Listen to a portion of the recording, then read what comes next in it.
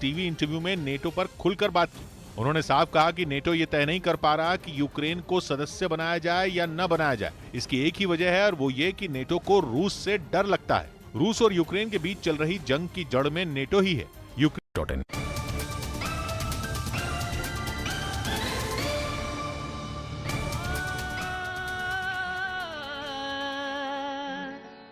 मेरा रंग दे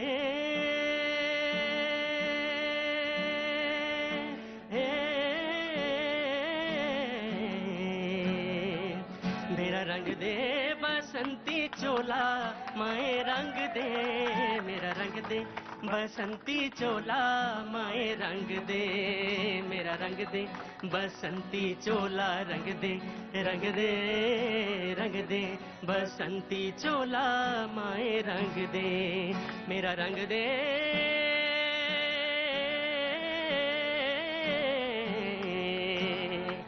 मेरा रंग दे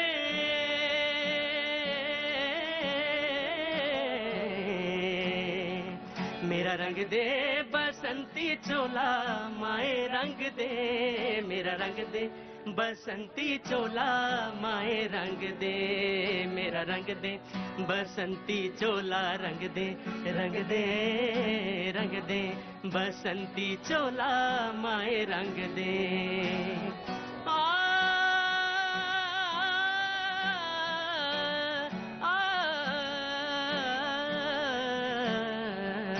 दम निकले इस देश की खातिर बस इतना अरमान है दम निकले इस देश की खातिर बस इतना अरमान है एक बार इस राह में मरना 100 जन्मों के समान है देख के वीरों की कुर्बानी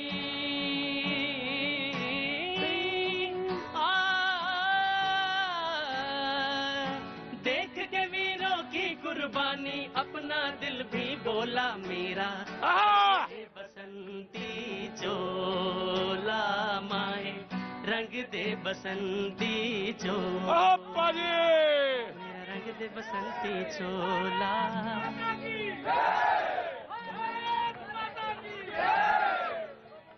कहाँ थे भाई तुम बहुत दिन बाद आए? बाद आया हूँ सर। कितने साल के बाद? कम से कम 2 साल हो गए सर। अच्छा 2 साल के बाद। कहाँ चले गए थे? हम तो गांव में थे सर, क्या करें, कोरोना का महामारी था, महामारी में जो है यहाँ रहना मुश्किल हो गया था। तो वहाँ सब ठीक है? वहाँ सब ठीक है। कहाँ गाँव? तो तुम्हारा इलाहाबाद है? प्रयागराज सर। और ऑटो कब से चला रहे हो? ऑटो तो चला रहे हैं सर 10 साल हो गए। नहीं यहाँ पे अभी हाँ सुबह से। अरे अभी कब लौटे गाँव से? गाँव से? हाँ गाँव से तो लौटा हूँ, हो गया करीब 1 हफ्ता वोट डालने के बाद। वोट डाल दिया वहाँ? क्या बात, इलाहाबाद में। बहुत अच्छा बाजी। ये वो कुछ चेहरे हैं जो कैनॉट प्लेस पे मेरे शो में आते रहे हैं। मैं इनको याद ही कर रहा था कि इनको कब पता चला कि यहाँ शो शुरू हो गया है। आज मैंने देखा लाइट वाइट लगी थी तो हमने कहा शो शुरू हो गया, साहब जी का दर्शन हो जाएगा। क्या साहब जी का दर्शन हो जाएगा। बहुत बहुत शुक्रिया। हाँ यासिर आज मौजूद हैं। जी यासिर जी। मैं सबसे पहले तो इस शो की विशेषता ये है कि लोगों के चेहरों पे खुशियां हंसी दिखाई देती। ये है भैया जी कहीं का। वाह यासिर भाई बहुत बहुत शुक्रिया। बहुत बहुत शुक्रिया यासिर भाई। एक आपके जो आपने शो शुरू किया है उसमें एक अल्फाज अभी आपने इलाहाबाद कह के कहा, लेकिन मेरी रिक्वेस्ट है कि अगर आप प्रयागराज कहें तो ये भारत की पहचान है, संस्कृति का हिस्सा है। वैसे मैं चाह तो यही रहा था कि प्रयागराज कहूं और प्रयागराज ही कहना चाहिए मुझे, लेकिन मैं देख रहा था कि आपको याद है कि नहीं याद है। याद है। बहुत अच्छा बहुत अच्छा, बहुत बहुत शुक्रिया। हाँ भाई, तो प्रयागराज में वोट डाल दिया तुमने? बहुत बहुत शुक्रिया, बहुत बहुत शुक्रिया। तमाम वो लोग जो आज यहाँ पे मौजूद हैं, आज तीसरा दिन 2 साल के बाद मैंने भी शो शुरू किया, उन तमाम सारे लोगों का खैर मकदम करता हूँ। शुक्रिया, बहुत बहुत शुक्रिया, थैंक यू सो मच। बहुत बहुत शुक्रिया जो आप यहाँ पे मौजूद हैं और बात करने के लिए आए। कहाँ से आए हैं साहब आप? मैं शादरा से आया हूँ। बहुत दूर से आए हैं? बहुत दूर है शादरा? तो ये पास में है। पास में। हाँ जी, फूक मार दो तो आग बुझा दूंगा। जी जी। क्या काम करते हैं साहब? मैं बस अब सीनियर सिटीजन में है बस। अच्छा, 57 साल की उम्र हो गई है। तो 57 साल की उम्र में कहाँ सीनियर? बाकी है 3 साल आपके साथ गुजार देंगे। अच्छा, 3 साल मेरे साथ गुजार देंगे। बहुत सारे लोग मेरे साथ वक्त गुजारना चाहते हैं साहब, बहुत अच्छा लग रहा है ये देख के। सर ये आपके लिए ही है जी। 2 साल के बाद मुलाकात हो रही है। आपको रोज देखते हैं हम टीवी पे। टीवी से हमारा आपका रिश्ता है। वाह साहब, बहुत बहुत शुक्रिया। हमारा दिन ही पूरा नहीं होता जब तक 6 बजे आप ना मिल जाओ। मेरे एक प्रोड्यूसर हैं, प्रोग्राम के प्रोड्यूसर, उनका नाम है राजेश शर्मा जी। मैं उनको ये आज देता हूँ, बड़े बहुत सुबह से लगे रहते हैं काम धंधे में। मैं उनको ये, आपका नाम शुभ नाम? मैं संजय तलवार। संजय तलवार जी साहब, क्या करते हैं आप? मैं अभी गाजियाबाद में हूँ और LIC में हूँ। हाँ, गाजियाबाद में है, LIC में है। तो राजेश जो हमारे प्रोड्यूसर हैं भैया जी कहीं के, उनके लिए मैं रखता हूँ। बहुत बहुत शुक्रिया Rajesh ji, thank you so much. तलवार साहब थैंक यू सो मच, बहुत बहुत शुक्रिया।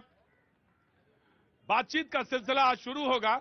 आज मेहमानों की लिस्ट बहुत काफी है। क्या नाम है तुम्हारा भाई? आलिशान। आलिशान, कहाँ के रहने वाले हैं आप? प्रयागराज। प्रयागराज के? अरे क्या बात है, आलिशान है और नाम है इनका प्रयागराज। जा रहे हैं यासिर जी, बहुत बहुत शुक्रिया। बहुत बहुत थैंक यू। 2 साल के बाद इसी जो फुटपाथ आप कहते हैं, जो सड़क आप कहते हैं, और जिससे हमने एक बहुत बड़ा मीडिया के अंदर एक ऐसा नाम खड़ा किया है। पहले आप आते थे, अब आप तो पार्टी में हो गए। इस शो ने, हाँ, इसी प्लेटफॉर्म ने मुझे पार्टी का प्रवक्ता बनाया। बहुत बहुत शुक्रिया, थैंक यू सो मच। बहुत बहुत शुक्रिया, आपका बहुत बहुत शुक्रिया यासिर भाई, इंडिया का बहुत बहुत शुक्रिया यासिर भाई, थैंक यू सो मच। और ये प्रोग्राम ऐसा ही है, मैं कहता हूँ अक्सर कि ये खाला का ही घर है। खाला माने मौसी, मौसी का ही घर है। जब जहां जिसको पता चले, जैसे भी हो आ जाए, छुपने की जरूरत नहीं है। पंडित जी आगे आओ, क्या नाम है आपका? क्या नाम है? देवेश। देवेश जी क्या काम करते हैं? स्टेशनरी की शॉप। स्टेशनरी की शॉप। तो कोरोना में कैसा चला काम धंधा? कोरोना में तो बिल्कुल खत्म ही था काम। खत्म ही था काम। अरे रुको, वो खड़ा, ये खड़ा, किसको बता रहे हैं? किसको बता रहे हो? मम्मी को। मम्मी को? मम्मी कहाँ है? मम्मी घर पे है, वो मुझे देख रही है वहाँ से। कहाँ से देख रही है? घर से। अच्छा, मम्मी देखे? मम्मी घर पे है। मम्मी कहाँ, कौन से घर पे, किधर, कहाँ, कौन शहर? सोनिया विहार। सोनिया विहार में है मम्मी। अच्छा भाई देखो, कैमरे से हट जाता हूँ। हाँ जी, आप क्या कह रहे थे? बोलना नहीं, बीच में डिस्टर्ब होता है जी। स्टेशनरी का काम था बिल्कुल खत्म। बिल्कुल खत्म है, और अब तो शुरू हो गया होगा। ठीक ठीक, हाँ अब ठीक है, स्ट्रगल करेंगे आगे। स्ट्रगल करेंगे और काम धंधे पे आ जाएगा। तो ये कहना है इनका। बहुत सारे लोग बहुत कुछ बोलना चाहते हैं, मैं सबके पास आऊंगा और बातचीत का सिलसिला शुरू करूंगा। कुछ बहुत जल्दी में है, कुछ जाना भी चाहेंगे। जी नमस्ते, कैसी हैं आप?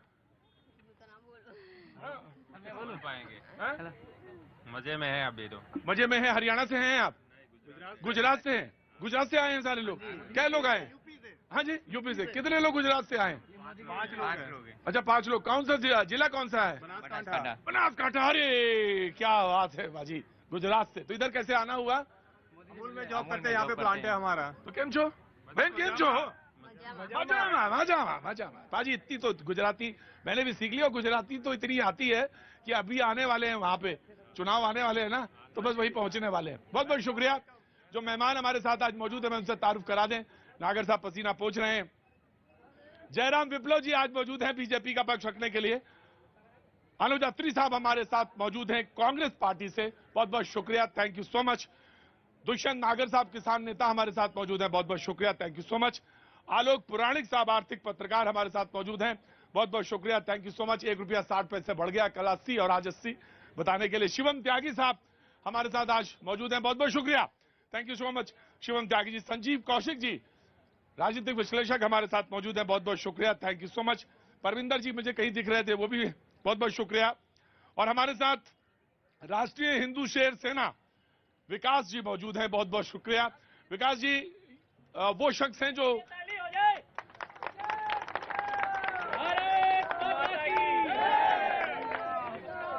क्या नाम है तुम्हारा? पंकज। साथ ही चलते हो इनके? नहीं, भाई से प्रेम है। 2 साल पहले, कभी 3 साल पहले यहीं मिला करते थे भाई से। हाँ। आज भाई को देखा तो बहुत खुशी हुई। क्या बात है, भाई को देखा तो खुशी हुई। ऐसे ही होता है, और ऐसे ही होते होते बहुत सारे लोग जिक्र करके गए हैं कि ऐसा ही हो जाता किसी दिन जादू। बहुत बहुत शुक्रिया, थैंक यू सो मच विकास जी।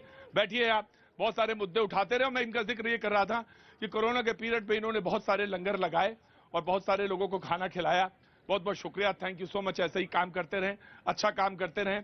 आज जो शो है, आज जो मुद्दा है, वो अक्सर इस यहाँ की जो भीड़ में यहाँ के जो लोग हैं वो अक्सर कहते हैं, और मैं अक्सर कहता हूं कि अरे रुक जाओ, पहले बात सुन लेने दो।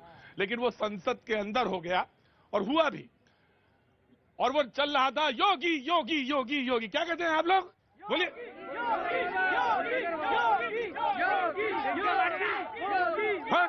मोदी। मैंने कहा था योगी, उन्होंने कहा ठीक किया, बोले योगी नहीं, मोदी मोदी मोदी।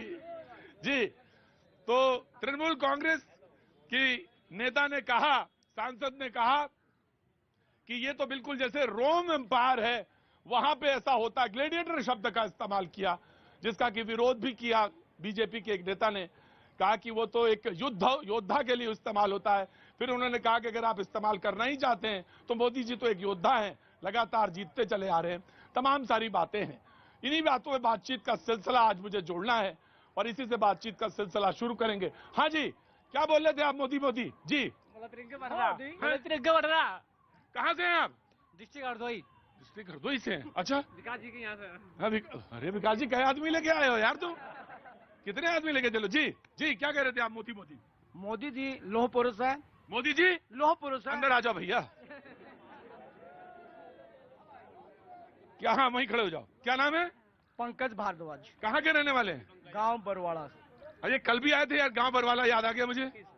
तो मोदी जी लोह पुरुष है और इस देश के हाँ विकास में उनका बहुत योगदान है। जो आज विदेश के भी हमारे जो पड़ोसी मुल्क हम पे उंगली उठाते थे, उनके बच्चे भी तिरंगे झंडे को अपनी आन बान से बना के यूक्रेन से बाहर आए हैं। जी, तो मोदी जी हमें बहुत गर्व है माननीय मोदी जी पे, उनकी सरकार पर। हमें बहुत गर्व है माननीय मोदी जी पर और उनकी सरकार पर। आपका नाम साहब? अर्जुन। अर्जुन, सारा दिमाग एक ही जगह लगाया है अर्जुन आपने। और कहाँ लगाया है मुझे दिख रहा है। लेकिन ये बताइए क्या काम करते हैं? मैं म्यूजिक सीख रहा हूँ अभी। म्यूजिक सीख रहे हैं? वाह वाह, तो बहुत अच्छी बात। तो कुछ कहना चाहते हैं? मैं यही कहना चाहूंगा सभी से, वंदे मातरम, भारत माता की जय। वंदे मातरम, भारत माता की जय। मैं अत्री साहब आपको खड़ा करना चाहूंगा कि एतराज क्यों है, एतराज इतना क्यों है? अगर वो है न, और इस तरह से आगे बढ़ता जा रहा उनका विजय रथ और लोग बात कह रहे हैं, तो फिर इस पे एतराज क्यों है? नहीं देखिए, कोई एतराज नहीं है। हाँ, मुझे भी खुशी होती, मैं भी अपने साथियों के साथ नारे लगाता अपने देश के प्रधानमंत्री के लिए। हाँ, अगर देश का माहौल ये केवल एक भाषणों से शासन चलाने के अलावा जो हकीकत पे भी थोड़ी बहुत हम रोशनी डाल लेते हैं। आज हम भावनाओं को भड़का करके, लोगों की कई मूल भावनाओं से उनको भटका करके और शासन करें देश में। मूल भावना क्या है? इस देश की मूल जरूरत क्या है? रोटी, कपड़ा और मकान। उस पे तो किसी को प्रधानमंत्री ने सबको आवाज दे दिया, प्रधानमंत्री आवाज दे दिया। मैं बताता हूँ प्रतीक जी, सुनिए। हाँ, अभी 4 दिन पहले हाँ, एक इंटरनेशनल हैप्पीनेस इंडेक्स जारी हुआ है जी। अंतर्राष्ट्रीय स्तर पे कि कौन से देश में कितनी खुशहाली है, वहां के लोग कितने खुश हैं। जी, खुश नहीं हुई, मुझे बहुत दुखी हुई। और हाँ जी, पिछले 70 साल से पूरा गांधी बाबा यही बोलता जा रहा है, कहाँ है खुशियाँ? रोटी कपड़ा मकान और कहाँ है? कहाँ है रोटी कपड़ा? जी जी, मैं आया जी। अत्री साहब, यू प्लीज कंटिन्यू। नहीं, निश्चित तौर पे देखिए, यहाँ पे लोगों का आपने बहुत tempo high, no, you have to wait and you have to listen. जी, टेम्पो हाई कर दिया, मोमेंटो हाई है, बड़ी अच्छी बात है, बड़ा अच्छा लगता है, बड़ा खुशनुमा माहौल है। मैंने नहीं कर दिया, वो लगातार जीत रहे हैं, मैं क्या करूंगा? मैं क्या पिद्दी का शोरबा? हाँ जी, नहीं, जीतना, मैं तो ये कह रहा हूँ 80 कल भी बढ़े, 80 आज बढ़ गए, 160 बढ़ गए, ₹1.60 बढ़ गया। मैं तो ये कह रहा हूँ। देखिए ना, विकास शुरू हो गया।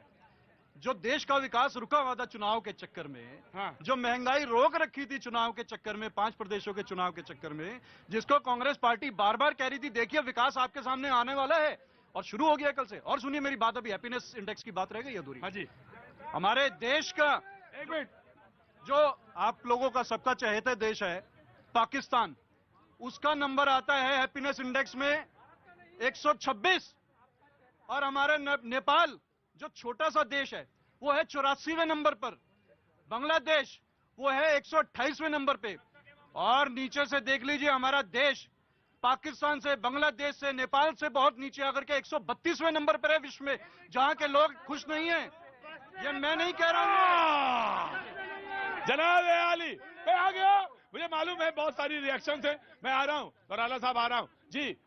जनाब, सुरक्षा के मामले में आज दूसरे नंबर पर है वर्ल्ड में। रिसोर्सेस के मामले में आज मेरे ख्याल से 2 से 4 चौथे नंबर पर है। आप क्या चाहते हैं देश से, प्रधानमंत्री से 4 दिनों में क्या? आप क्या काम करते हैं? मैं ऑटो ड्राइव चलाते हैं। आप ऑटो चलाते हैं जी। जनाब आली, of course I will come to you sir ji. देखिए, मोदी इस देश के 140 करोड़ लोगों का इमोशन है। मोदी मोहब्बत है, मोदी ताकत है, और मोदी जी से पहले 2014 से पहले यहां सारे लोग बहुत हंसी खुशी से घूमते रहते थे। हैप्पीनेस इंडेक्स कितना शानदार था। मतलब मोदी जी ने आते ही सबको परेशान कर दिया। मोदी जी ने आते ही इस देश को बिल्कुल नीचे गड्ढे में ला दिया। 70 साल से तो इन्होंने सबको एक एक घर बना के दे रखा था। इन सबका गोल्फ लिंक में मिला था एक एक। मोदी जी ने आते ही छीन लिया वापस। कमाल की बात करते हो। जो घर देने वाला है उसको कहते हो उसने घर छीन लिया, जो रोजगार देने वाला है उसको कहते हो रोजगार छीन लिया। मोदी जी वो व्यक्ति हैं जिसके साथ ये देश हंसता भी है, रोता भी है। अगर वो कहते हैं कि ताली थाली बजानी है तो 140 करोड़ बजाता है, ये भी बजाते हैं। जब वो कहते हैं कि दिए जलाने हैं तो ये जलाते हैं। तो इसलिए आप भी जीत के आ जाओ, आप भी इतने सांसद ले आओ, आप भी स्वागत करवा लेना। हाजी हाजी, क्या सर दिया जलाने से क्या कोरोना भाग जाएगा? ताली बजाने से क्या कोरोना भाग जाएगा? आप ये बताइए, भाग जाएगा? नहीं भागेगा ना। रोजगार कहाँ है? एक MBA करने वाला बच्चा जो ना भाई देखो, सुनो भाई, बात सुनने दो, पब्लिक डिबेट है और पब्लिक को बोलने दो, बोलने दो। हाँ, क्या पहले रुको, क्या नाम हो गया गुरुजी? सर विनोद कुमार। विनोद कुमार जी कहाँ से आ रहे हैं? मैं सर दिल्ली से हूँ। दिल्ली से कुछ खरीदारी? मैं साथ रुको। हाँ जी सर, एक MBA करने वाला बच्चा, एक MBA करने वाला बच्चा आज 15-15 हजार रुपए की सैलरी पे काम कर रहा है, जबकि उसकी वैल्यू कम से कम 1 लाख रुपए की होनी चाहिए। वैल्यू बनाना पड़ता है, भरना पड़ता है, बिना परे कुछ नहीं होगा। वैल्यू बनाना पड़ता है। मैं आया। Now you complete your sentence. Now you complete your sentence. नहीं, ताली थाली बजाने से अगर कोरोना नहीं गया तो वैक्सीन कांग्रेस के ऑफिस में नहीं बनी। जी जी सर, हाँ। 2 तरह की बातें हैं। हाँ जी। और इसको बहुत गंभीरता के साथ समझने की बात है जो देश के सामने है। एक बात यह है, अगर कश्मीर में मुद्दा कश्मीर पंडितों का है और उनके ऊपर अत्याचार हुआ, जुल्म हुआ, जो कुछ भी हुआ उसका हम लोग भर्त्सना करते हैं, उसके साथ हैं, उसके ऊपर फिल्म बनी।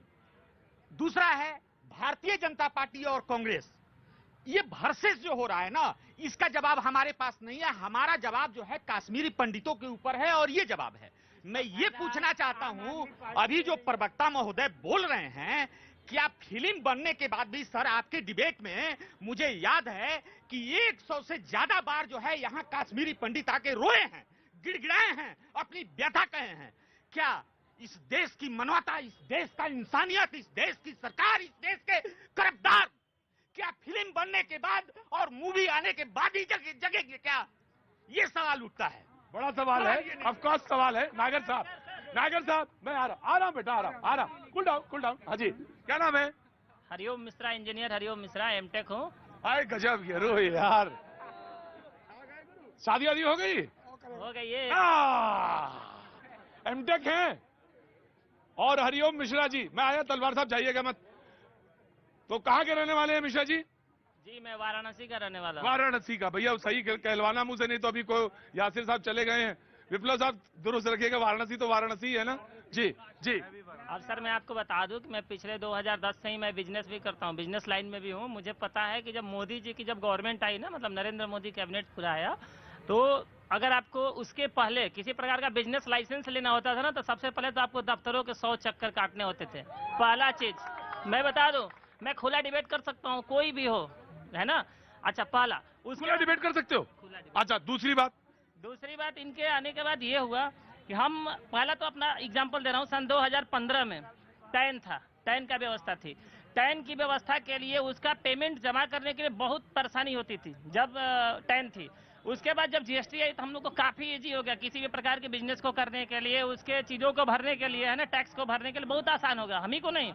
फिर प्राइवेट लिमिटेड कंपनी लोगों को बनाने में काफी मेहनत करनी पड़ती थी, बहुत परेशानियां आती थी, बहुत खर्चे होते थे। इनके आने के बाद बहुत इजी हो गया, आप रजिस्टर्ड करके सारी चीजें कर सकते हैं। लेकिन हाँ, एक बात मैं और कहूंगा, संस्कृत में थोड़ा बोलूंगा। सटसन विनय कुटिलसन प्रीति सहज कृपण सन सुंदर नीति ममता रत्सन ज्ञान कहानी अति लोभी सन व्यत बखानी क्रोध है सम का मही हरि का था उस सर बीज बै फल जाता। ये जो श्लोक है ना, ये रामायण का है, सुंदरकांड का है, भगवान हाँ रामचरितमानस का है। प्रभु ने कहा है, काकभूषुंडी जी गरुड़ भगवान से कहते हैं कि सटसन विनय कुटिलसन प्रीति, जब हठी है ना उसके साथ विनय करिए तो नहीं मानेगा। कुटिलसन प्रीति, जो कुटिल है उसके साथ प्रीति। इशारा किसकी तरफ कर रहे हो पंडित जी? मैं आया जनाबे आनी। विप्लव जी आइए, खड़े होइए। अब तो आज तो बात ही हो रही है मोदी जी पे। देखिए, ग्लैडिएटर की जब बात हुई तो निश्चित तौर पे मोदी जी योद्धा हैं और मोदी जी जिंदाबाद थे, जिंदाबाद हैं और जिंदाबाद रहेंगे, क्योंकि ये जनता उनके साथ है। वो युद्ध लड़ रहे 70 वर्षों की गरीबी जो कांग्रेस ने दी थी उसके खिलाफ।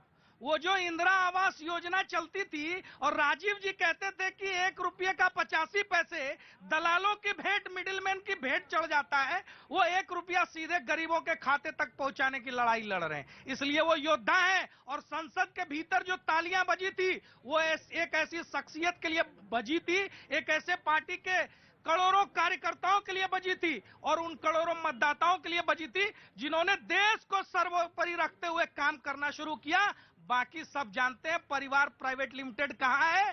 3.5 साल से एक अध्यक्ष नहीं मिल रहा है। 3.5 साल से गुजराती कहां चले गए भाई जी? तो इस बार गुजरात में क्या होने वाला है? अरे मोदी जी ही आएंगे। बनासकाठा कितने लोग आए बनासकाठा से? 5 लोग हैं बनासकाठा से। कब आए थे? कल आए थे? हाँ, कल आए थे। कल आए थे। अभी कब तक रहना है इधर गुजरात में, यहाँ दिल्ली में? अरे रहेंगे, यहीं पे प्लांट है हमारा अमूल का। आप ही की चाय हम ही से आती है। मेरी चाय, मेरी देखिए हुजूर अली क्या कहते हैं, मेरी चाय आपकी चाय मेरे से ही आती है। गुजरात से आए हैं जी जनाब अली हसन कौशिक साहब। 2 लाइन जी। इससे पहले जो शख्स यहाँ तख्त नसी था उसे भी अपने खुदा होने का बड़ा यकीन था। कोई ठहरा हो जो तुम्हारे मुकाबिल तो बताओ हमें, जिन्हें नाज अपने तई बहुत था। ये पहली वाली लाइन तो कांग्रेस के लिए ही तुमने कही होगी ना? सुन तो लीजिए। हाँ जी। जो 60 साल तक थे हाँ। उन्हें भी लोगों ने ही उतार के फेंका है। आप 7 साल में इतराने लगे। थोड़ा सा वक्त दीजिए साहब, काम कीजिए। बहुत ज्यादा उम्मीदें हैं लोगों की आपसे। 45 सालों में बेरोजगारी उतनी नहीं बढ़ी जितनी बढ़ के आज दिखाई दे रही है। ये यहाँ लोग जो बैठे हुए हैं, यहाँ जो लोग खड़े हुए हैं, उन लोगों से पूछिए। शिक्षा की बात कीजिए, स्वास्थ्य की बात कीजिए। सरकारी उपक्रम को लगातार बेच रहे हैं। 40 साल से कांग्रेस का सिपाही हूँ। कौन आप? मैं। हाँ जी। मैं 17 बार जेल गया हूँ, 78 से 80 तक। संजय गांधी की वैन में देहरादून, आगरा कितने केस लड़े। सवाल। इंदिरा जी गिरफ्तार हुई, 7 दिन के लिए जलंधर जेल में रहा। सर, कांग्रेस के ऊपर एक सवाल है आज।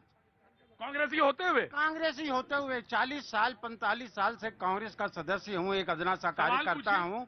सवाल ये है जो कांग्रेस गलतियों पे गलतियां करती जा रही है, जिसके ये सोनिया जी और राहुल जी दोनों कोई किसी विषय में कोई अच्छा फैसला, पंजाब के मसले में इनको सिद्धू को बनाना नहीं चाहिए था अध्यक्ष। इनको वो लोग हैं जो हमेशा सत्ता के साथ जाने वाले लोग हैं। 7 साल में उठ के इधर से उधर जाने वाले लोग हैं ये 7। आप कब से हो कांग्रेस में? आप कौन से सन से हो? कांग्रेस में हम, लेकिन हम इस मुल्क के नागरिक हैं। हम जानते हैं मुल्क के बारे में, आपसे ज्यादा जानते हैं। इन फर्जी लोगों से ज्यादा जानते हैं हम। पार्टी के अंदर राइट बैठिए। कांग्रेस के अंदर लड़ाई है, मुझे मालूम है हसन। मैं आ रहा हूँ। Of course you want to add जी। ये जिनके खुदा होने की बात कर रहे थे, जनता उनको क्या समझती है? 10 जनपद, 10 साल कौन प्रधानमंत्री थे? वो अपने आप को खुदा समझते थे या 10 जनपद के दरबारी? ये तो कांग्रेसी अच्छे से बताएंगे। जी अनिल, मैं आ रहा हूँ जी जनाब नागर साहब खड़े होइए। कैसे हैं किसान नेता? बहुत आपको शुभकामनाएं जी। 2 वर्ष के बाद आपका शो आ रहा है तो यहाँ से शुरू हो रहा है। जैसे ही मुझे जानकारी मिली मैंने कहा मैं पहुंचता हूँ और उपस्थित हूँ आपकी जनसभा में। जी बिल्कुल जनता का ये शो है और जनसभा जी सेलिब्रेशन करने का अधिकार है। सेलिब्रेशन का अधिकार है जी। आएगी नागर साहब जो वैसे बोलिए जैसे जाट नेता बोलता है। नहीं बिल्कुल गुर्जर नेता बोल। भारत माता की जी देखिए जय पराजय जो भैया ने एक श्लोक बोला था, मैं भी एक चौपाई सुना देता हूँ। जीवन मरण हानि लाभ यश अपयश प्रभु हाथ। तो आज प्रभु ने और इस जनता महान ने मोदी जी को सफलता दी है और उनके समर्थक अगर उत्साह उल्लास में उल्लासित है तो वो कोई गलत नहीं है, उनका अधिकार है जी। लेकिन श्यामा प्रसाद मुखर्जी का एक कोट है, उन्होंने कहा था कि जब तक अंतिम व्यक्ति, गरीब व्यक्ति, कमजोर व्यक्ति का विकास नहीं हो जाता तब तक नेता को उत्साह और उल्लास नहीं मनाना चाहिए। लेकिन जीत है, जीत अंत्योदय, अंतिम व्यक्ति, अंत्योदय। उपाध्याय जी, अटल जी ने भी 1972 में सेम बात को दोहराया था जी कि अब आकाशवाणी देखता हूं, सुनता हूं तो प्रधानमंत्री जी सुनाई देते हैं, संसद में आता हूं तो कांग्रेस के सांसद दिखाई देते हैं। मेरा जी घुटता है, दिल्ली में संसद में जी घुटता है। लेकिन ऐसी स्थिति नहीं होनी चाहिए, विपक्ष को स्थान मिलना चाहिए। विपक्ष को मिलना चाहिए, बिल्कुल। नहीं, ये गलत बात है। 2 साल बाद ऐसे चल देंगे आप छोड़ के, तो ये तो गलत बात है। देखिए, आपने एक मुद्दा उठाया, भैया ने मुद्दा उठाया। हाँ। अगर डीजल के दाम बढ़े हैं तो इस पे चर्चा होनी चाहिए। बिल्कुल। हमारे किसानों के 3 जो कानून मोदी जी ने वापस लिए, हाँ, उसका सबने थैंक्स किया, उनको वोट भी दिया, सरकार भी बन गई। लेकिन जो एफआईआर किसानों के ऊपर हुई थी, 700, 800, 1000 लोगों के ऊपर जो एफआईआर हैं, अलग अलग राज्य सरकारों में वो एफआईआर दर्ज हैं, वो अभी तक वापस नहीं हुई। राइट सर, मैं आ रहा हूं। I will give you chance sir, I will give you chance. Prateek ji, एक चीज बताइए, अगर चुनाव होते ही इटली चली जाओगे तो भैया जी कहीं वाले इटली थोड़ी जाएंगे इंटरव्यू लेने, यहाँ रहिए संसद में। और दूसरी बात, अभी थोड़ा सा यहाँ पर धुंध बढ़ेगा, कोहरा बढ़ेगा, फॉग बढ़ेगा, या फिर उसके बाद पोल्यूशन बढ़ेगा तो गोवा जाके छुट्टी मनाने चले जाएंगे। जनता के बीच में रहिए, लड़िए, आपकी आवाज भी दिखाई जाएगी। लेकिन उसके लिए आपको जनता में जाना तो पड़ेगा ना। चुनाव यहाँ चल रहे हैं, आप देश में नहीं है, तो माफ कीजिए, जनता उसी को वोट देगी जो जनता के बीच में है। अब आपको अपने घर से बाहर निकलकर जनता के बीच में रहना पड़ेगा। ये राजसी ठाठ है ना, ये छोड़ दीजिए। रहे हो गया 58 साल। फायदा है ये जो कह रहे हैं, इसका फायदा कांग्रेस नहीं, आम आदमी पार्टी उठाई जा रही है। अब आपका फायदा आम आदमी पार्टी उठा रही है, बीजेपी उठा रही है। जी जी। देखिए, कांग्रेस का कार्यकर्ता हो या कांग्रेस का नेता, दोनों कितने कंफ्यूजन में है, ये जनता देख रही है। मैं कहता हूँ उस संसद की छोड़िए, ये भैया जी कहीं का जन संसद है। और यहाँ जब मोदी मोदी हो रहा है तो किसी को हमने ना नारे लगाने के लिए कहा है, ना आपके चैनल ने कहा है। जनता की भावनाओं का तो सम्मान करिए, जनता से कब तक लड़िएगा। आ गया बाजी, कैसे हैं? बहुत बढ़िया। क्या क्या खरीद लाए? बहुत कुछ लाए। अच्छा, बताने वाला नहीं है। बताइए। नहीं, मैंने कहा खरीदा जो वो बताने लायक नहीं है। नहीं, सामान लेने आए। सामान लिया, बहुत अच्छा, सब सामान ले लिया। शॉपिंग किया। हाँ जी, बहुत बढ़िया किया, शॉपिंग कर ली। कुछ कहना है? कहाँ से हैं आप? यूएस से, न्यूयॉर्क से। हाजी, कल वो ब्रिस्बेन से आ गए थे। हाजी, तो अंदर बुलाए आपको? अंदर आ जाओ, अंदर आ जाओ। गुरु जी आ जाओ। ले, मैं सामान पकड़ लेता हूँ। जी, नहीं, अरे नागर साहब, अरे ऐसा ना करिए। आपका तंज मैं अच्छी तरह समझता हूँ। अब बैठिए, मैं आया। मेहमानों का हमेशा खातिरदारी होनी चाहिए। जी जनाब अली जी। तो आप न्यूयॉर्क से हैं? तो जा रहे थे, गुजर रहे थे, ये शो होता है एक, भैया जी कहीं नाम है उसका, तो ये देखा आपका बहुत बार शो। हाँ, तो बस ये शो हो रहा था, तो कुछ कहना चाहते हैं? पहली बार जब मोदी जी हमारे यहाँ आए थे तो बहुत प्राउड हुआ था जब मेडिसन स्क्वायर गार्डन में दिया था जी। पर उसके बाद बहुत बार शर्मिंदगी हुई कि हमारे प्रधानमंत्री झूठ बहुत बोलते हैं। अच्छा, रुकिए, नो। अगर मैंने ऑस्ट्रेलिया वाले को बिठाया था तो ये मत सोचिएगा कि मैं अमेरिका वाले को नहीं बिठाऊंगा। मैं उनको भी दूंगा, जगह में बनाऊं। अच्छा, ऐसा क्यों लगा आपको? क्योंकि तरक्की पकौड़े में नहीं है। तरक्की पकौड़े में नहीं है। कितने साल हुए आपको? नाली वाली गैस में भी नहीं है। और 600 करोड़ का जो वो दावा करते हैं, मेरे को 600 करोड़ ने वोट दिया, उतनी जनता भी नहीं है यहाँ पे। आ जाओ। हाँ जी, इनसे पूछो एक बार, ये रहता भी या ना रहता यहाँ पे, ये पूछो तो इनसे एक बारी। नहीं, ये तो यहाँ बैठे बैठे थोड़ी होता कुछ, यहाँ पता चलता क्या हो रहा जमीन पे। वहाँ बैठे बैठे कुछ नहीं होता, हमें पता हमारे पे क्या होता है। वो कहते हैं ना महंगाई कुछ नहीं, 10 पैदा हो रहे, 10 जब महंगाई करेंगे क्या महंगाई का? एक बात बता, आलू 100 रुपए किलो हो जाएगी, जब भी खरीद लेंगे, लेकिन जब जीवन नहीं रहेगा करेंगे क्या? भैया कहाँ के रहने वाले हो? हरियाणा में कहाँ से? जींद से। वो न्यूयॉर्क से हैं। अब देखिए भैया जी, कहीं का कमाल यही है। हाँ जी, पकौड़ा बेच रहे हैं। इससे पहले कौन सी फैक्ट्री? जिंदल, टाटा, अंबानी, अदानी, कौन सी? एक तरफ न्यूयॉर्क है पाजी, यही खेल है इसका बस। एक तरफ न्यूयॉर्क है, एक तरफ जिंद है, एक तरफ बिहार पटना है, यही खेल है यहाँ का। अब आप रुकिएगा, मैं आता हूँ, अधूरी बात भी पूरी करेंगे। जी नागर साहब। देखिए, जनसभा में आए हुए अतिथि का पहली बात तो मैं सभी बहुत बहुत स्वागत है पाजी, बहुत बहुत स्वागत है आपका। जी। विषय ये है, जो जीतते वक्त वादे किए जाते हैं, नहीं नैरेटिव नहीं, आपका वाला बात करूंगा मैं। सम्मानित गृह मंत्री जी हैं हमारे अमित शाह जी, उनके चुनाव मैनेजमेंट का मैं बड़ा प्रशंसक हूं। उनकी 370 हटाई, हमने उनका भी सपोर्ट किया। एक बात उन्होंने कही थी कि वोट दीजिए, होली आएगी आपके घर पे सिलेंडर आएगा, दिवाली आएगी आपके घर पे गैस का सिलेंडर आएगा। गैस का सिलेंडर फ्री नहीं आया, 50 रुपया बढ़ा दिया। जनाब आली, जनाब आया जी। आईफोन 13 रखने वाले बेरोजगारी की बात करते हैं, जो मर्सिडीज में घूमते हैं वो महंगाई की बात करते हैं। आम जनता से पूछिए महंगाई है या नहीं। और दूसरी बात, जो सांसद वहां बैठी हैं, टीएमसी की सांसद, जो आज ये कह रही हैं मोदी मोदी कहने से उन्हें दिक्कत हो रही है, उन्हीं के बंगाल में कल 5 घरों में आग लगा दी जाती है और 8 लोगों की हत्या कर दी जाती है, और उनकी जो वहां की नेता है, वहां की मुख्यमंत्री हैं, वो चुप रहती हैं। तो वहां वो तानाशाही कर रहे हैं, हिटलर वो है, मोदी नहीं है। जनाब हाँ बोलो। मैं बताना चाहता हूँ, ये किसान नेता से पूछना चाहता हूँ, क्या मेरे देश का किसान पुलिस को लाठी मारता है? क्या मेरे देश का किसान पुलिस को तलवार भाजता है? मैं लाल किले पे था उस दिन, 26 जनवरी के दिन, जिस दिन ये लोग किसान लोग आंदोलन करने आए थे। पुलिस वाले सर लाल किले से, वो जो नीचे खड्डा नहीं है उसमें कूद करके पैर टूट गए, हम लोग रस्सी डाल करके निकाले थे। मैं अपने ऑटो में अरुणा आसफ अली में ले जाके उनको भर्ती करवाया था। क्या इस देश का वो किसान नहीं है? मोदी जी ने बहुत गलत किया जो कानून वापस हुए, कानून में कुछ भी नहीं था और मोदी जी वैसे भी जीत जाते। खाली ये लोग इस देश को सिर्फ भरमा रहे थे। मोदी जी तो वैसे ही जीत जाते। कहते कहते कहां तक बोल गए जी। आ गया, मैं आ गया। क्या नाम?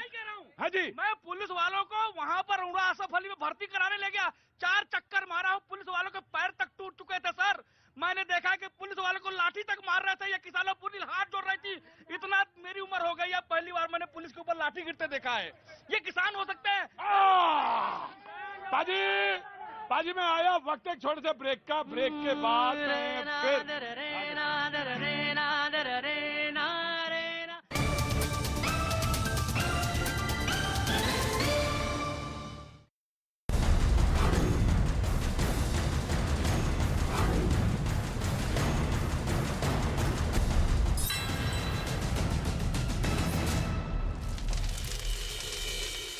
तो 24 लोगों को मारने की लिस्ट दी गई थी, जिसमें ज़ेलेंस्की का नाम भी शामिल है।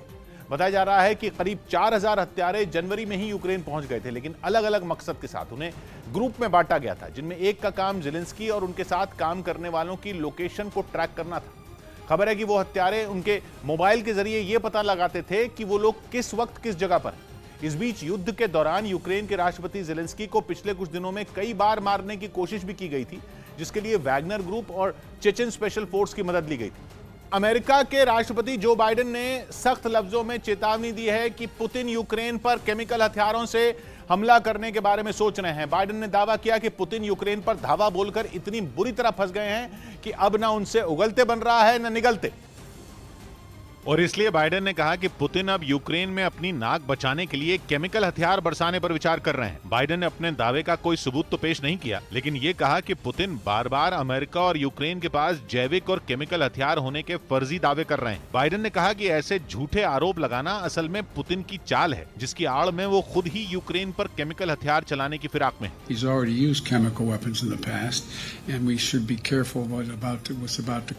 वहाँ बाइडेन ने बयान दिया और यूक्रेन की जंग में रूस के चलाए केमिकल हथियारों का सबूत देती तस्वीरें पहली बार दुनिया के सामने पेश कर दी गईं। वैसे यूक्रेन इससे पहले भी आरोप लगा चुका है कि रूस उस पर केमिकल हथियार चला रहा है, लेकिन ये पहली बार हुआ जब केमिकल हथियारों से हमले का वीडियो ही जारी कर दिया गया। वीडियो में एक सड़क से घना सफेद धुआं उठता नजर आया। वीडियो के जरिए कीव पुलिस के डेप्यूटी हेड ने दावा किया कि ये खतरनाक फॉस्फोरस बम है, जिसे रूस ने पूर्वी यूक्रेन के डोनेस्क प्रांत के क्रमातोर्स्क शहर में इस्तेमाल किया। यूक्रेन में जारी जंग के बीच वहां के लोगों को हथियार चलाने की ट्रेनिंग दी गई।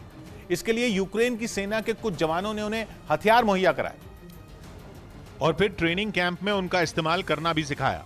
वहां उन्हें बाकायदा फौजियों की तरह तैयारी कराई गई, जिसके लिए उन्हें हथियारों के साथ आगे बढ़ने, अपने साथी को कवर देने और दुश्मन को देखते ही उस पर गोलियां बरसाने के तरीके सिखाए गए। Їхній страх, і вона викликала їх сюди.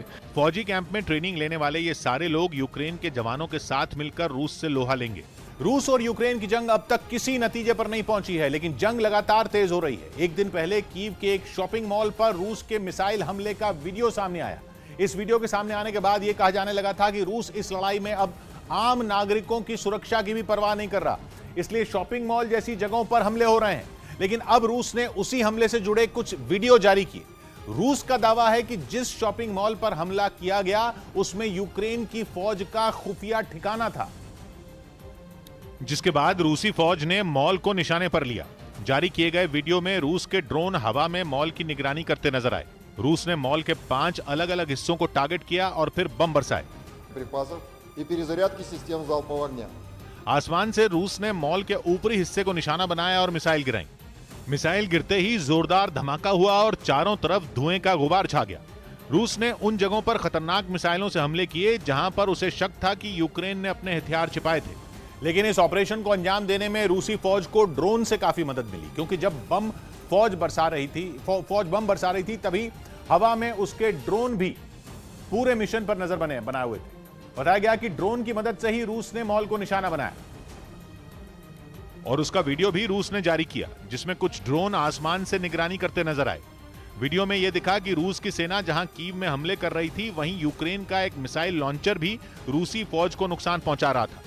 लेकिन ड्रोन ने उसे भी ट्रैक कर लिया और जैसे ही हमला करने के बाद यूक्रेन का यह मिसाइल लॉन्चर अपने ठिकाने की तरफ बढ़ा, ड्रोन भी उसका पीछा करता दिखा।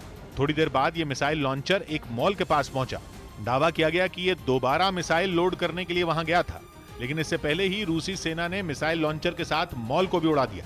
वहीं यूक्रेन के डोनेस्क शहर पर कब्जे की लड़ाई तेज हो गई। इस शहर के मरिनका इलाके में रूस के समर्थन वाले अलगाववादियों और यूक्रेन की सेना के बीच भीषण जंग जारी है, जिसके तहत रूस के समर्थन वाले अलगाववादियों ने एक बार फिर डोनेस्क के मरिनका इलाके पर ताबड़तोड़ हमले किए।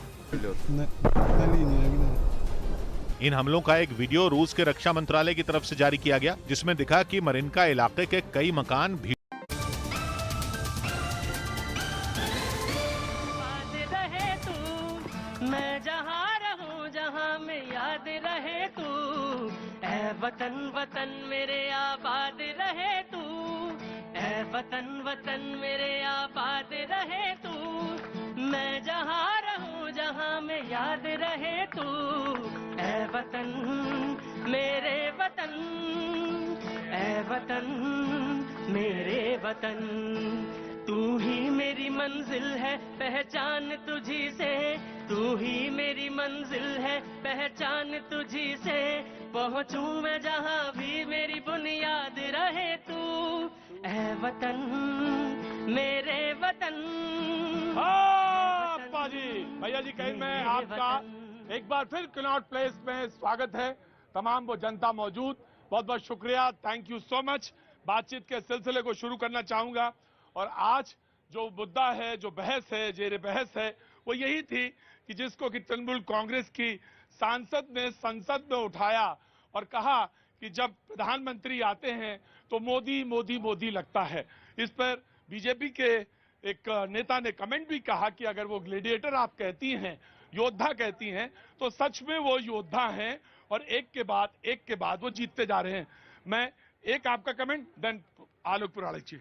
देखिए, एक सबसे शर्मनाक और दुखद पहलू क्या है कि एक ऐसी पार्टी के द्वारा यह मुद्दा संसद में उठाया गया जिनके राज्य में कल रात को ही इतना भीषण नरसंहार हुआ और पोस्ट पोल वायलेंस की घटना बंगाल में जो हुई है, मैं लिस्ट गिना सकता हूं, लेकिन भैया जी के शो में इतना वक्त नहीं होता है। लगातार जनता के बीच में आपको पूछना है सवाल। तो सीधा सा बात यह है कि लोग जिनके यहाँ अपने राज्य में शांति व्यवस्था, कानून व्यवस्था नहीं संभल रही हो, जहां पर राज्यपाल को और गृह मंत्रालय को हस्तक्षेप करना पड़ रहा हो, उनको मोदी विरोध से ज्यादा अपने राज्य के नागरिकों की चिंता करनी चाहिए थी। जी आलोक पुराणिक जी, ऑफकोर्स मैं आया जी। आलोक जी देखिए, एक तो माफी चाहूंगा, पहले देर से आया मैं आपसे बात। कोई दिक्कत नहीं सर जी। देखिए, पेट्रोल के भाव ना बढ़े, इसका सिंपल सोल्यूशन ये है कि लोकसभा के चुनाव हर 5वें दिन हो जाएं और विधानसभा के चुनाव हर 3रे दिन हो जाएं। क्या बात है आलोक जी व्यंग भी बहुत अच्छा लिखते हैं और इन्होंने व्यंग किया है जी। एक चीज मैं आपसे कहना चाहूंगा कि यहाँ का मूड देख रहा हूँ, लोग महंगाई से परेशान हैं मगर संकटग्रस्त महसूस नहीं कर रहे। ये कुछ यूं है कि एक महिला अपने पति से परेशान हो, इसके बावजूद वो अपने मोहल्ले के किसी गुंडे छिछोरे के साथ भाग नहीं जाएगी। तो संकट परेशानी इसलिए आ रही है कि मोदी का जो भाव है ग्लेडिएटर, वो इसलिए है कि बाकी सारे नेता कार के ठंडे रेडिएटर हो गए हैं। अपनी अपनी पार्टी को ठंडा कर रहे हैं। मैं नाराज हूं मोदी जी से, पर कहां जाऊं? ए पार्टी, बी पार्टी, सी पार्टी, और आप बहुत मीडिया के व्यक्ति हैं, मोदी ने हुनर हासिल कर लिया है कि संकट में जनता हो तो बता देते हैं कि ये तो तुम राष्ट्र के लिए कर रहे हो। नोटबंदी के दिनों की कतार आप याद करें, लोग परेशान हैं, लेकिन फिर भी तो मेरे ख्याल में मोदी जी इसीलिए बहुत बड़े पहलवान। एक जिक्र करता हूं, क्योंकि आप लिखते रहते हैं, मैंने एक जिक्र कर रहा हूं। मैं चुनाव के बीच से अभी लौटा हूं। उन्होंने बोला कि पेट्रोल में 200 रुपए लीटर खरीद लूंगा, लेकिन वोट मैं योगी जी को ही दूंगा, मोदी जी को ही दूंगा। मैंने पूछा क्यों, आखिर क्यों? बोला हमें सुरक्षा है, हमें तमाम मुद्दे हैं। तो अब सवाल यह है कि जब नैरेटिव ये हो तो आप कैसे लड़ेंगे? जो इन्होंने कहा था इमोशन। जी ऑफकोर्स कांग्रेस के प्रवक्ता से बात करना चाहूंगा, क्योंकि राहुल गांधी का भी ट्वीट है, वो ट्वीट पे पढ़ूंगा भी। जी हाँ जी, हाँ जी। सवाल विश्वास का है, और मोदी जी ने वर्षों के अपने कर्मों से ये कमाया है। राहुल जी अपने विश्वास को जनता में हासिल नहीं कर पा रहे हैं। जी पहले तो मैं प्रतीक जी एक बात पूछना चाहूंगा कि भैया जी कहीं इनका कार्यक्रम मेरे को इतना लाचार कभी नहीं दिखाई दिया जितने आज आपकी लाचारी दिखाई दे रही है। जी बहुत अच्छी बात। 6 बार हमारे भारतीय जनता पार्टी के मित्र के पास आप चले गए, हाँ। लेकिन हमारा वर्जन लेने के बाद आपके पास समय नहीं है। यही दिक्कत है, कांग्रेस की रोना रोज रोती है और बात काम कैसे करें ये समझ में नहीं आ रहा उसको। ये रोना नहीं है। आप हमारे ऊपर गुस्सा हो सकते हैं, आप बुलाते हैं तो आपसे आप हमारे मेहमान हैं, आप हमारे मेहमान हैं, अपेक्षा करेंगे। Of आज देखिए, सुनिए मेरी बात, सुनिए मेरी बात। हाँ। मैं 2-3 बातें शॉर्ट में करूंगा। आज देश का हालात क्या है, आज हम कनॉट। आपने वो सुना था जो कांग्रेस के प्रवक्ता ने कहा था, बगल में जो बैठे हैं जो नेता, उन्होंने कहा था 40 साल से कांग्रेस में अपनी दशा नहीं देखते हैं आप, आईना दूसरों को दिखा रहे हैं, अपनी जेब में आईना नहीं रखते हैं। जी क्या कह रहे थे नाराज? मैं एआईसीसी लेबर सेल का मेंबर रहा हूं, दिल्ली प्रदेश में चेयरमैन रहा हूं आरपी सेल में, और दिल्ली गवर्नमेंट के कई उसमें रहा हूं। 40 साल 45 साल से कांग्रेस में हूं। मेरा ये कहना है, जो फैसला पंजाब की सरकार हमारी क्यों गई, ये अगर सिद्धू मुंडू है। I won't take it. चलिए मैं इन्हीं की बात का जवाब देता हूं। मुझे नहीं पता ये कब क्या थे और अब क्या है, लेकिन देखिए बात का जवाब दिया, आप असल बात का जवाब सुनिए। जी आज ये बात हो रही है कांग्रेस बीजेपी की, मैं उसी की बात करता हूं। ठीक है, बुराई कीजिए, आज बहुत बुराई हो रही है कांग्रेस पार्टी की, लेकिन हम जिस अभी इस गलियारे में खड़े हैं, मैं एक छोटा सा उदाहरण देना चाहूंगा। आपके कैमरामैन पाजी से रिक्वेस्ट करूंगा कि एक बार कैमरा घुमा दीजिए, इस कैमरे में आसपास जो बिल्डिंग दिखाई दे, इनसे बता दीजिए कि इनका क्या योगदान था। सामने देखिए एलआईसी की बिल्डिंग है, बहुत बड़ी, किसने बनाई थी? दिखाइए किसने बनाई? हाँ। कसूर तो पार्टी ऑर्गेनाइजेशन का है, पार्टी के। आप बिल्डिंगें दिखाओ, यहाँ दिखाओ, वहाँ दिखाओ। 70 साल देखिए बहस किसके बीच में? Congress. No you will sit down and the Congress is raising question against the Congress. देखिए दुखती नस दब गई है, पूरी खुलने। हुजूरे आली, आपकी नजर नहीं खुली अभी तक। कांग्रेस वाला आपसे सवाल पूछ रहा है, बीजेपी वाला नहीं। ये कांग्रेस वाले होते तो कांग्रेस से इस तरह का सवाल नहीं करते। आज इनकी हकीकत मालूम है ये क्या है, मैं नहीं जानता ये कौन है, लेकिन इनका जवाब दे रहा है ये कौन है। अरे सुन लीजिए, ये देखिए सामने एलआईसी की बिल्डिंग, सामने दिखाइए एलआईसी बिल्डिंग। एलआईसी जो देश की लाइफलाइन थी, करोड़ों लोगों का पैसा इसमें लगा है। ये कांग्रेस की सरकार ने एलआईसी। अब बाजी मेरी तरफ लगाइए। Now everybody will sit down, everybody will sit down. Of course I will. चल 15 सेकंड। Sit down. हमने बनाया, कांग्रेस की सरकार ने। किसने बेचा इसको? कौन बेच रहा है इसको? एलआईसी को कौन देश को बेच रहा है? और ये कहते हैं बहुत अच्छा हो रहा है। अरे इसको देख के बोल लो जरा, ये पीछे आपके खड़ी है इतनी बड़ी बिल्डिंग एलआईसी। देश के 80 करोड़ लोगों का पैसा लगा है उसमें, दे दूंगा। 80 करोड़ लोगों का पैसा लगा है। ये तो छोटा सा उदाहरण है जो सामने दिख रहा है। और एक चीज दिखा दो जिसमें भारतीय जनता पार्टी ने बनाया हो। यहाँ पर एक चीज बता दो, ये पालिका बाजार में जहाँ आप खड़े हैं, हम देश की पहचान है, ये भी कांग्रेस ने बनाया हुआ है। पता नहीं इसको कब बेच दे। Right sir, please sit down. साहब प्लीज सिट डाउन। कौशिक साहब सिट डाउन। नागर जी मैं आपके पास आ रहा हूँ। जी रुकिए। नो। अब अगला अत्री जी, आप ये कहने वाले हैं कि जो आप सारे लोग सांस ले रहे हैं, प्रदूषित सांस, ये देश की राजधानी, विश्व की एकमात्र राजधानी है जो सबसे प्रदूषित सांस ले रहे हैं। देखिए मोदी जी का और विप्लव जी का खेल देखिए, कांग्रेस से ये नहीं लड़ रहे हैं, कांग्रेसी को कांग्रेसी से लड़ा रहे हैं। उधर जी इसमें मोदी जी क्या करें?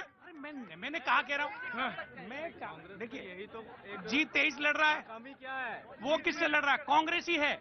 40 साल पुराना कांग्रेस ही है, वो कांग्रेस से लड़ रहा है। इधर 40 साल पुराना कांग्रेस ही है, ये इनसे लड़ रहा है। मतलब भाजपा जवाब नहीं दे रही है इनके मुद्दे पे।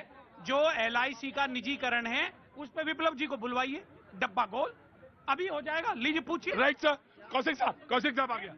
सर एक लाइन में हम सिर्फ यही कहना चाहेंगे कि लगातार लोग भारतीय जनता पार्टी की गुणगान करते हुए दिखाई दे रहे हैं। भारत के इतिहास में पहली बार देश के प्रधानमंत्री ने अपने नमक के हक अदा करने की बात की है। पहली बार देश के गृह मंत्री को हमने गली में पर्चा बांटते हुए देखा है। पहली बार 80% 20%, अरे सुन तो लीजिए, डर क्यों हो रहा? 80% 20% की बात की गई। अल्पसंख्यक बहुसंख्यक की खुलेआम बात की गई। पहली बार ये लोगों को जेहन में भर दिया गया और यहाँ लोग हिंदू मुसलमान की बात करते हैं। साहब ये इन लोगों के जेहन में भर के इन लोगों के जेब से वोट निकाले जा रहे हैं और उस वोट। कौशिक साहब आपका नाम भूल रहा हूं एक बार। अरुण मल्होत्रा साहब और अत्री साहब, 3 लोग कांग्रेसी हैं। तो आप भी खड़े हुए और आपने पैनल में पूछा आप भी कांग्रेसी, ये भी कांग्रेसी और ये भी कांग्रेसी। अब आप ये समझने में बड़ा मुश्किल हो रहा है कि असली कांग्रेस अब एक कांग्रेस सवाल उठाती है, मुझे नहीं मालूम। I don't know. No I won't give you anybody. Atri साहब जी। देखिए मुझे इनका परिचय नहीं मालूम, ना मैं जानना चाह रहा, लेकिन जो असली कांग्रेसी होगा, असली कांग्रेसी होगा, वो आवाज नहीं निकालेगा। वो कहानी याद है आपको? वो कहानी याद है? एक माँ और 2 बेटे, उन्होंने कहा ये मेरा बेटा, ये बेटा मेरा है। मैं आ रहा हूँ साहब, this is not the way, this is not the way. Sir आ रहा हूँ। बोले एक माँ, नहीं अब्दुल साहब आ रहा, आप कमिंग। बोले एक बेटा और 2 माँ, एक माँ 2 माँ। उन्होंने कहा ये मेरा बेटा, उन्होंने कहा ये मेरा बेटा। एक माँ ने कहा कि जो राजा ने कहा इसको कटवा देते हैं, तो एक माँ ने कहा कि कटवाइए नहीं, इसको दे दीजिए। यानी अब सवाल ये है कि लड़ाई कांग्रेस में, कांग्रेस का सवाल पूछ रहा है, इसमें मैं क्या करूं? जी आ रहा हूं। ऑफकोर्स आई विल कम। नहीं, मेरा कांग्रेस के कार्यकर्ता से निवेदन है कि आपको इतना इनके खिलाफ नहीं बोलना चाहिए। ये जो इनके खिलाफ बोलता है इनका कार्यकर्ता, वो इनको अंडे और टमाटर मारते हैं, पीछे ट्रक खड़ा होगा, पूछ लीजिए।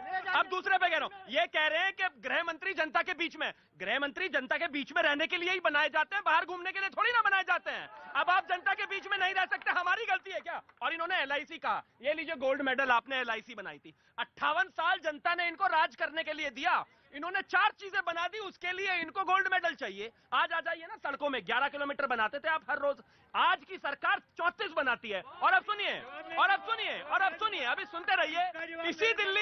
इसी दिल्ली में पूरी गर्मियों में कभी 24 घंटे लाइट देखी है? आइए उत्तर प्रदेश में रोजाना गुंडागर्दी और तमाम चीजें। और अब ये कह रहे हैं कि भारतीय जनता पार्टी सुरक्षा। राजीव गांधी जी के समय में 84 में इस देश में और इस दिल्ली में सिखों के साथ क्या हुआ, ये दिल्ली भूल जाए क्या? आप मुझे बताइए। उत्तर प्रदेश में आए दिन दंगा होता था, भूल जाए क्या? गुजरात में आए दिन दंगा होता था, भूल जाए क्या? आज ये कहते हैं कुछ किया नहीं। ये कुछ नहीं भूलेंगे, बस पुरानी घाव को कुरेद के उससे वोट मांगेंगे, कश्मीर फाइल दिखाएंगे, वोट मांगेंगे। अरे कुछ कर सकते हो तो अच्छा कर लो ना, कुछ कर लो, कुछ कर तो लो, कुछ कर लो। 7 सालों में क्या किया? अरे साहब 7 सालों में क्या किया ये तो बताओ। 7 सालों में क्या किया? 7 सालों में क्या किया?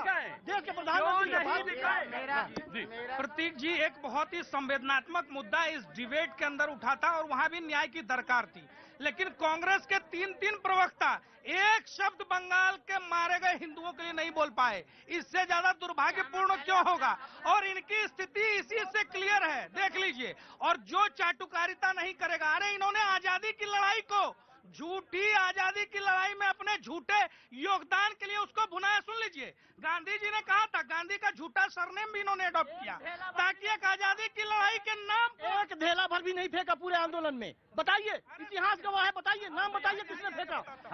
ये पूरी की पूरी आजादी कांग्रेस ने दिलवाई है। धन्यवाद भैया, धन्यवाद।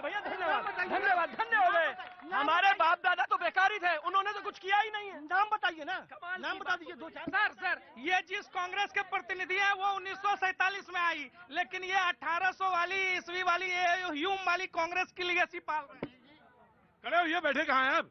नहीं, हम खड़े भी हैं और बैठे भी हैं, इनके लिए सब तरीके से। यही तो समझ में नहीं आ रहा जनता कि कब खड़े हैं कब बैठे हैं। जनता यही नहीं समझ पा रही है कि कब खड़े हैं और कब बैठे हैं। जनाब आली जी। सर जी, जो भाजपा है, कांग्रेस कुछ नहीं आज के डेट में। जो हमारा भाजपा किया वो भाजपा किया। भगत सिंह को आतंकवादी डिक्लेयर किसने किया था? मेरा एक क्वेश्चन कांग्रेस ने। मेरा क्वेश्चन है, गांधी ने डिक्लेयर किया था भगत सिंह को आतंकवादी। एक मिनट सुनो, क्या नाम है आपका? एक मिनट नाम बताओ। विष्णु शर्मा। विष्णु शर्मा जी, इतिहास पढ़ा करिए, उसके बाद आया करिए पब्लिक डिबेट पे। पब्लिक डिबेट का मतलब ये नहीं कि जो मन में आए वो बोल देंगे आप जी, जो मन में आए वो बोल देंगे, ये नहीं है, बिल्कुल नहीं। और राष्ट्रपिता को समझते नहीं है तो ना समझिए, पढ़िए, फिर आइए। जी जी, मैं आ रहा हूँ 1 by 1। खड़े रहो जी। अरे तुम फिर आ गए। मैं तो यहीं से रहता हूँ। हाँ। ये मेरा देश है, मैं यहीं से बिलोंग्स करता हूँ, तो पूरा इंडिया घूमने का आजादी मुझे है। हाँ, तो बोलो ना जाने के लिए। दादा बोलो। दादा बोलून आज लज्जार বিষয় এটা যে মমতা গান্ধী बैनर्जी ना गांधी, ममता गांधी मिक्स है, मतलब ममता गांधी एक ही है, वही गांधी परिवार से निकला हुआ बीज है वो, और कुछ नहीं है। जी हाँ बोलो। जी अरे बिहार छपरा से हैं हम। हाँ, सबसे पहला बेरोजगारी है, ठीक है, सबसे बड़ा बेरोजगारी है। बेरोजगारी हम पूरा देश को, पूरा नेता को बोलना चाहता हूँ, वहीं जो बेरोजगारी कैसे है, यूथ पूरा जनरेशन हमारा बर्बाद है, इसका जिम्मेदार कौन है? अच्छा ठीक है। अरे गाली नहीं दिया जाता है। क्या नाम है? मोहम्मद इसराइल। आगे फिर कल आना, आज नहीं, आज वक्त खत्म है, आज अभी बस सिर्फ इतना, कल फिर होगी मुलाकात। बने रहिए हमारे साथ। वतन मेरे आबाद रहे तू, ऐ वतन वतन मेरे आबाद रहे तू, मैं जहाँ रहूं जहाँ में याद रहे तू।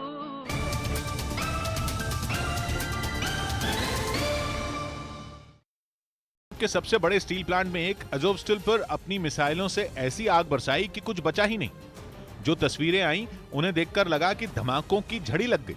सबसे पहले स्टील प्लांट में एक ब्लास्ट हुआ, जिसके बाद यह सिलसिला चलता गया और फिर देखते ही देखते दूसरा, तीसरा, चौथा, पांचवां, छठा, सातवां और आठवां धमाका हुआ, जिसके बाद आसमान की ओर उठा काला और डरावना धुएं का गुबार, जिसे देखकर ऐसा लगा मानो वो हर तरफ अंधेरा फैला देगा। इस प्लांट की बर्बादी ने यूक्रेन की अर्थव्यवस्था की कमर बुरी तरह तोड़ दी और इसके तबाह होने से पर्यावरण को भी नुकसान पहुंचा। यही नहीं, कहा जा रहा है कि इस प्लांट की बर्बादी से स्टील के दामों में रिकॉर्ड बढ़ोतरी हो गई। रूस की सेना मारियोपोल पर लगातार बम बरसा रही है और मारियोपोल के अजोवस्टल स्टील प्लांट पर तो उसने 2 बार हमला किया, जिसका एक वीडियो भी सामने आया। करीब 1 मिनट के इस वीडियो में स्टील प्लांट के अंदर से जगह जगह धुआं निकलता दिखा। इन तस्वीरों में बीच बीच में कान के पर्दे फाड़ देने वाली धमाकों की आवाज भी सुनाई दी।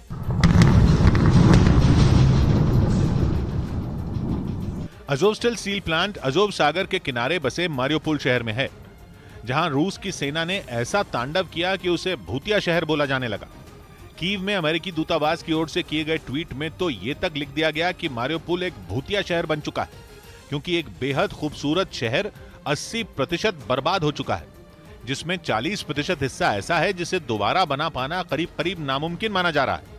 लेकिन अजोवस्टल स्टील प्लांट के मालिक ने दावा किया कि वो उसे फिर से शुरू करेंगे। ये स्टील प्लांट यूक्रेन के सबसे अमीर शख्स कहे जाने वाले रिनाता अखमेतोवा का है, जिन्होंने जानकारी दी कि रूस के हमले के बाद प्लांट में ऐसे इंतजाम कर दिए गए थे कि पर्यावरण को कम नुकसान पहुंचे। लेकिन रूस के हमले में इस प्लांट को नुकसान पहुंचने से यूरोप में स्टील के दाम जबरदस्त बढ़ोतरी हो सकती है, क्योंकि रूस को सबक सिखाने के लिए यूरोप के कई देशों ने वहां से स्टील आयात पर रोक लगा दी थी। लेकिन अब रूस ने यूक्रेन के अजोवस्टल स्टील प्लांट को बर्बाद कर दिया है, यानी कि यूरोप के देशों को स्टील मिलने का एक बड़ा जरिया बंद हो चुका है। युद्ध से पहले रूस और यूक्रेन यूरोप के देशों को हर साल करीब